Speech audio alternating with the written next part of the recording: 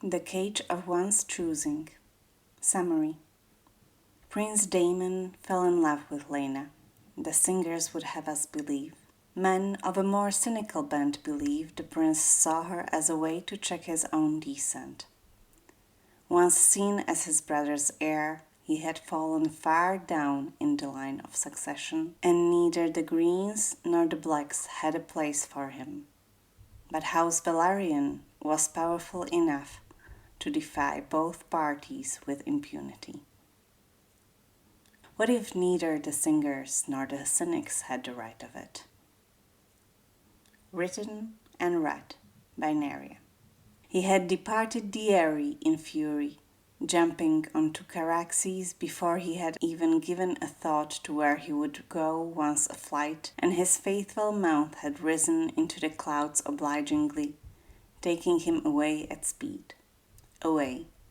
The rage had been a living thing inside him at the humiliation he had been dealt with in the Vale once more, and the urge to turn the bloodworm on the fucking castle had been almost impossible to resist. But Daemon had had frustratingly much experience in resisting it to let it guide him now that he could be free at last. The bitch was dead. After all this time, she was finally dead, but the countless humiliations were not done even with her gone. He had been bound to her for nigh on 2 fucking decades, unable to ever truly escape, to ever truly be free of the cursed marriage. And now that he had come to claim his just compensation for all that, now the validity of that fucking marriage, and so his right to inherit, was put to question. It was maddening, and those morons, those fucking bootlickers flocking to the side of the snotty Lady Jane, had not even the sense to realize the danger they had put themselves in.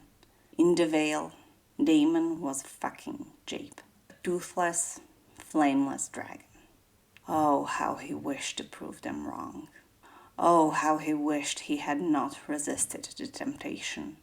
But Daemon was truly and fully free of the bitch and the whale at last, would never again have to spare a thought for either. Had he done as he had been so tempted to do, he would never be free of them ever again. It took many hours, flying high above the clouds, unchained to the world below, before his blood cooled enough not to think of bathing everything in dragon fire. It took many hours before he even thought to think of wondering where it was he was flying toward. It took many hours and the bloodworm descending under the clouds as the sky started to darken before he truly took an interest and wheeled him back. He had been heading to Dragonstone, his home, once upon a time. That time was gone, had been gone for a long, long time. But Dragonstone would always remain in the heart of the dragon. Dragonstone would always remain a place of great disappointment and greater loss for Daemon. He turned Caraxes back toward Driftmark instead.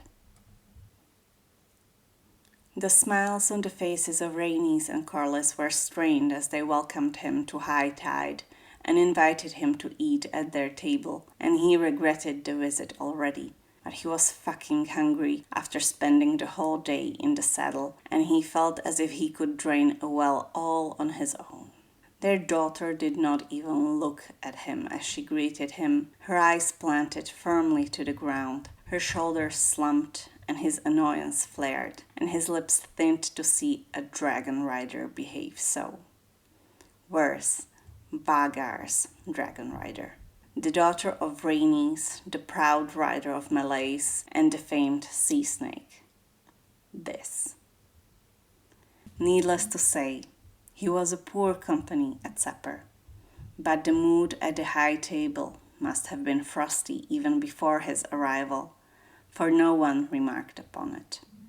No one remarked anything upon anything, and it took him an embarrassingly long time to realize he had likely interrupted a family dispute. He barely restrained his amusement once the realization struck.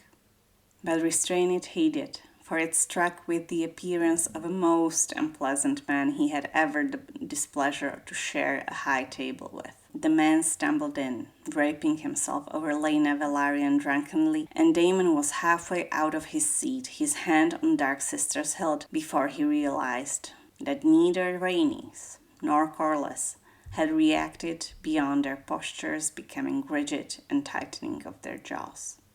He blinked and looked at his cousin, utterly bemused. She gave him a pained look and spoke. "Cousin, this is Laena's betrothed."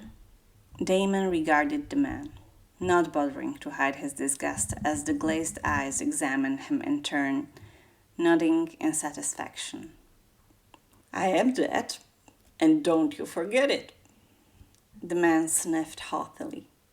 "Who are you, man?" His grip on Dark Sister tightened, but he relaxed it with deliberate slowness and gave him an easy smile. "I am Prince Daemon, of House Targaryen." He sat down, his smile withering quickly. "And I am," he cut in coldly. "I do not care." The man sputtered, and his fucking betrothed's quiet voice sought to soothe his ruffled feathers, but Daemon cared nothing for manners and nothing for grace. He was a prince of the 7 kingdoms, a fucking dragon rider. He had been given to the bronze bitch and the fucking flea and sheep infested vale, and this was to be given a woman of their house, a dragon rider. Fucking hells, he hated the man. What had the world gotten to? What the fuck was wrong with it? One thing was for certain. He needed more wine to soothe his frayed temper. His mood turned only worse the next day as his head pounded and the sun shone too brightly and he was unable to depart, his stomach rolling with every too sudden a move. Fucking hells. He might be getting too old for drinking so much. Oh, for fuck's sake, he turned the corner and was treated to a most unpleasant sight. And gods, the smell. Mind your own business. I am minding my own business. You fucking reek. Go take a fucking bath before I decide to burn the stench away.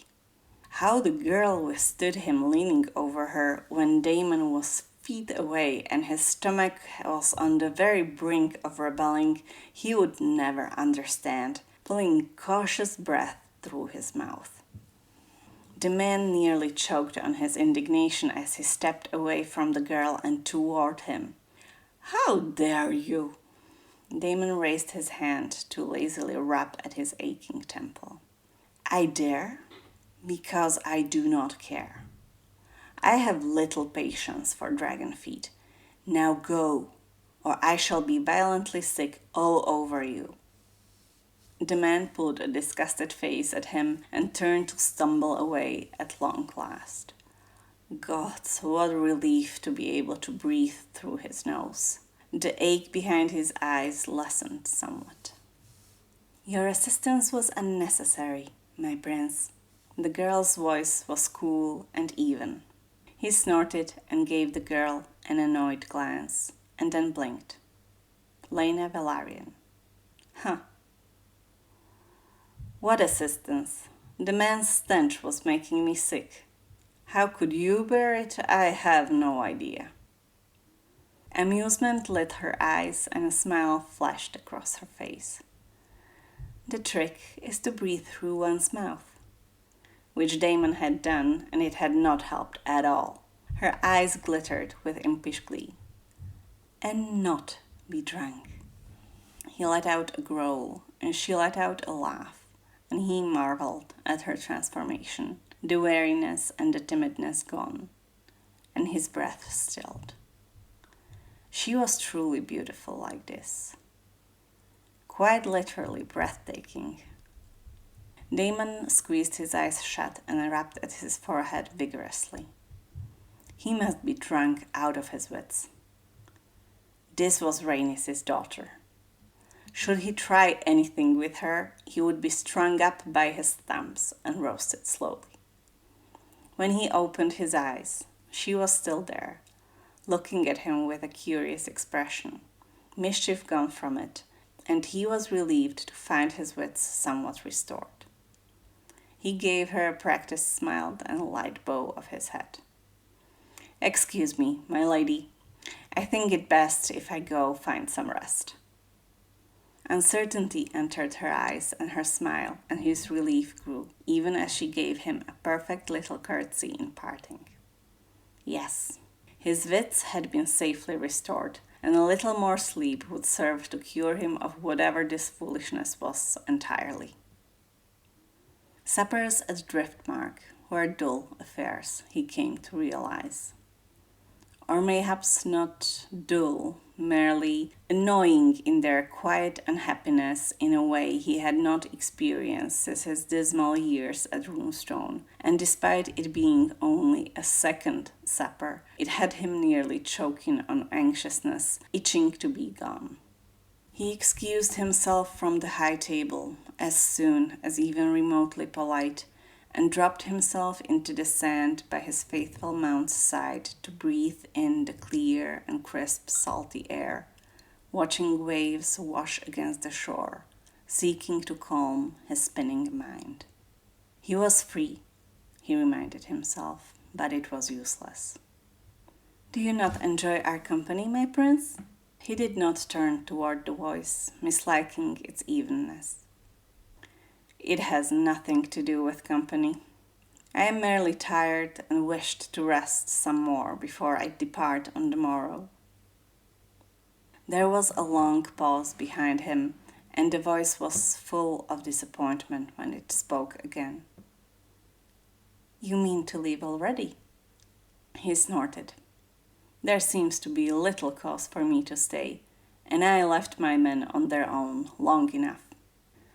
She lowered herself to sit by his side and hugged her knees to herself. "What if I prayed for his death ever since I first met him?" Daemon turned his head to look at her at last, his brows rising, and blood rose to her cheeks under his gaze. "For his death, not for the betrothal to be broken." She shook her head vigorously and hugged her knees more firmly. "No.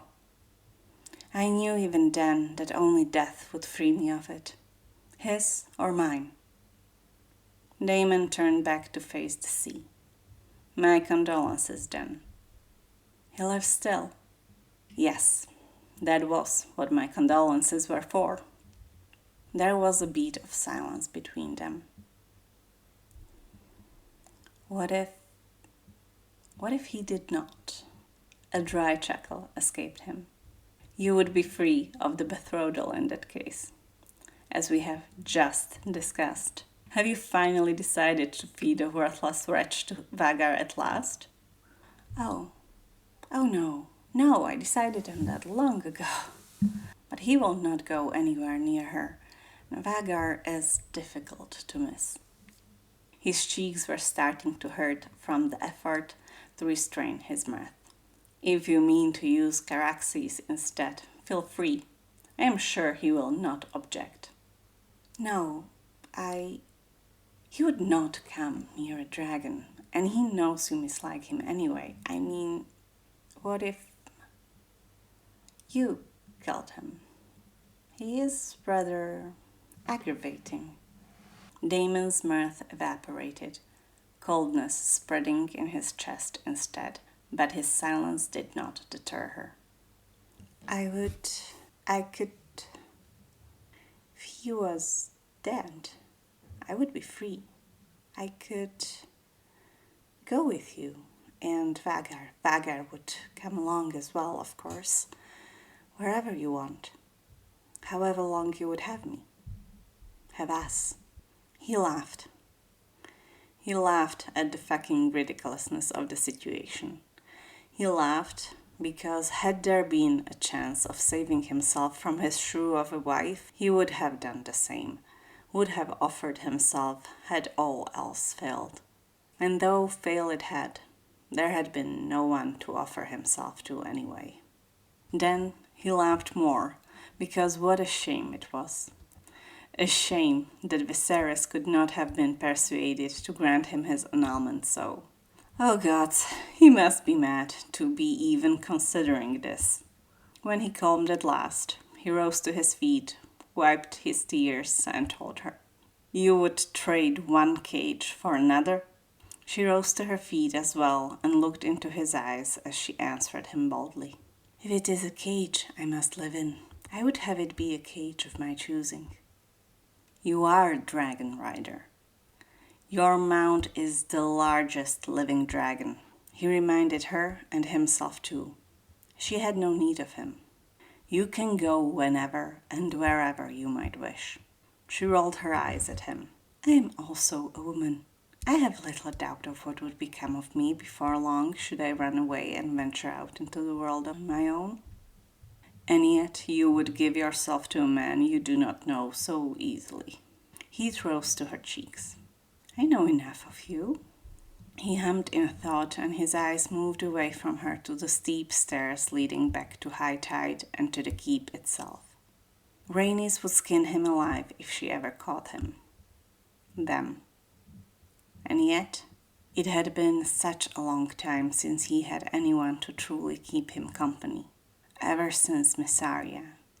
To make matter even more difficult, she was a dragon rider in her own right. Caraxes would not be alone. But it was a folly to even consider. His eyes returned to her own shining with a certain desperation. "Very well, I will help you."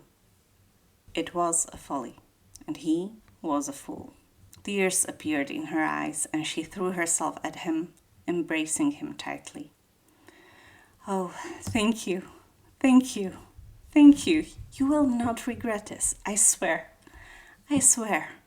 His own arms remained limp by his sides as he let her hug him and cry in peace, his youth and his desperation on his mind. What would have a much younger Daemon done, given half a chance? What sacrifices would he have made? But Daemon had been a man, not a woman, and a knight of some renown besides. He had found other avenues of escape eventually. Eventually, once he had abandoned all hope. Once his brother had killed it.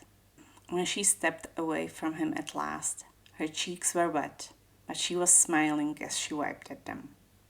"You have tomorrow. There will be no going back after." Her eyes grew round. "You mean to kill him tomorrow already?" He clenched his jaw in annoyance. "No, you have tomorrow to change your mind. There will be no changing it after." "I will not change my mind. No, never." Daemon rubbed his face tiredly, because of course she would think so now. He let his hands drop and strode toward her, and she backed away in alarm, and he chuckled to see it. "Stop." She stopped obediently, watching him with barely veiled curiosity as he shook his head and let out another chuckle. "What is it?" He brought his fingers under her chin, angling it up as her eyes widened once more, uneasiness plain in them. His lips stretched in a slow, predatory smile for a moment. Then he affected an innocent expression, raising a puzzled brow. "Now, how am I to know whether the reward is worth the effort?" Her breathing stopped, and her eyes grew to the size of saucers, and he chuckled one last time and gripped her chin to press a hard, merciless kiss to her lips. Then he released her, stepping away abruptly and stalking away into the night without a word more. He did not so much as see her the next day, and he was hardly surprised. He was irritated when no word had come from her yet, even as he entered the great hall for the evening meal, and he saw her at last, her gaze downcast and her bearing timid once more. Daemon was not at all certain he could bear such timidness. Still, the man was not there, and should she not change her mind, he would need to know more of his whereabouts. So somewhere along stabbing his food moodily, he turned to his cousin. "Where is the dragon feet? Does he often insult his hosts with his absence?" Rhaenys choked. "Dragon feet?" He waved his fork vaguely. "You know, your pestilent Braavosi." She pulled a face of disgust. "That man is not mine anything."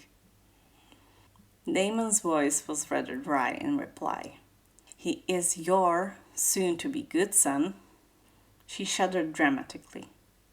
"Please, cousin, do not remind me. I pray every night for Corlys to break the betrothal at last." He threw down the fork in disgust. "Fucking hell's Rhaenys. Are you a dragon rider or a fucking shrinking violet? That piece of Braavosi waste is barely worth becoming a dragon feet, and you would give your only daughter to him? Fuck prayers. Feed him to malaise, in pieces." His cousin's eyes flashed with offense, and she opened her mouth to snap back a reply when something slapped him in the side of his face and he was on his feet, grabbing his attacker by the throat and slamming him into the table. The fucking moron plainly desired to become a dragon feet in truth. "Daemon, let him go." "Like hells I will. He attacked me." He squeezed the man's throat tighter and slammed him into the table again. There were many heavy hands on his arm, pulling him back, but his fingers squeezed all the harder, and he enjoyed the way the man's face turned puce as he fought for breath. Corlys's voice thundered. "Daemon, let him go. He did not attack you. It was a glove." Shock loosened his fingers, and the hands managed to pull him off at last as he blinked at the sea snake in bewilderment. "What?" The old coot's eyes shone with amusement. "A glove, Daemon. He threw a glove in your face. He was not attacking you, he was challenging you to a duel." His eyes found Laena Velaryon, hidden behind her parents, her eyes wide, and then turned back to the fucking moron that was her betrothed, coughing and sputtering in outrage. Time was up, it would seem. He was most certainly not turning down a challenge from such a pathetic waste of space, not when his fingers still twitched in their desire to squeeze.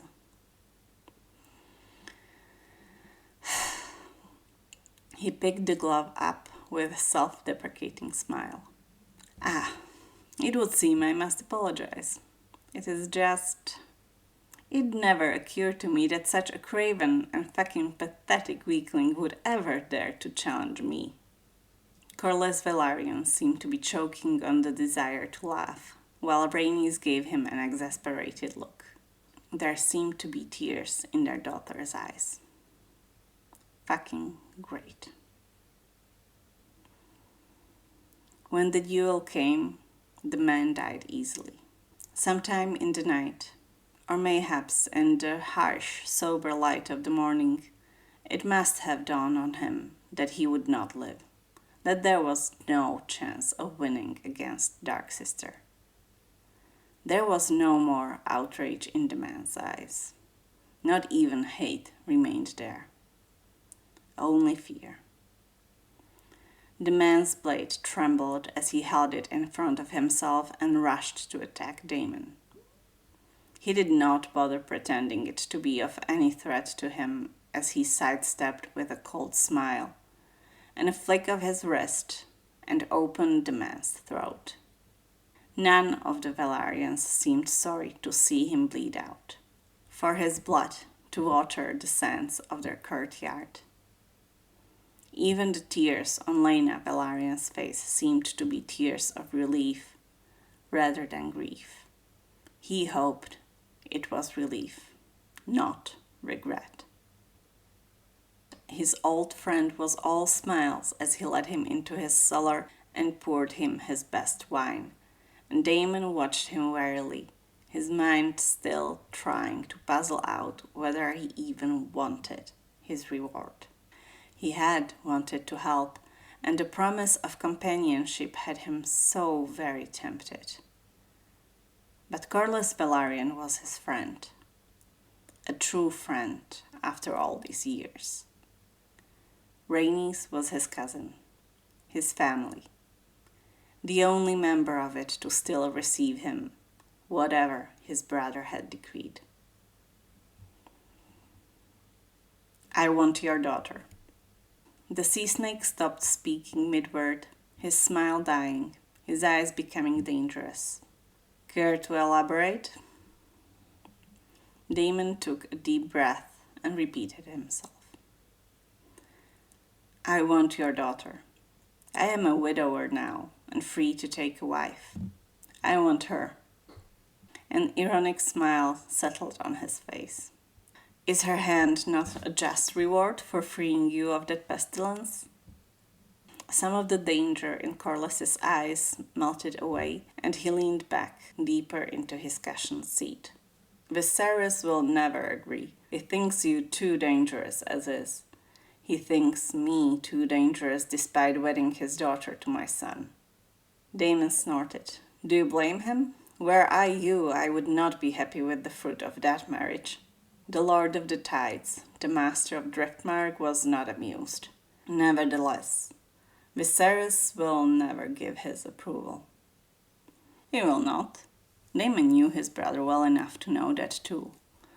"But I have learned his forgiveness is given much more freely than his approval, as long as we move swiftly." The sea snake steepled his fingers, and his expression turned thoughtful as he regarded his daughter's newest suitor. A fortnight after he had freed her of her betrothal, they stood in front of a Valyrian priest, their hands bound by a bloody cloth, their foreheads marked by blood, their lips stained by it. There was no more doubt in her eyes. There was no more space for it. Not anymore. Her time had run out a fortnight ago. In truth, it had run out the moment she had thought to offer herself to a hungry dragon. The second kiss he ever pressed to her lips was to seal their union, and it was ravenous. The end. Thank you for listening. Don't forget to like and subscribe, and see you in the next one. Bye!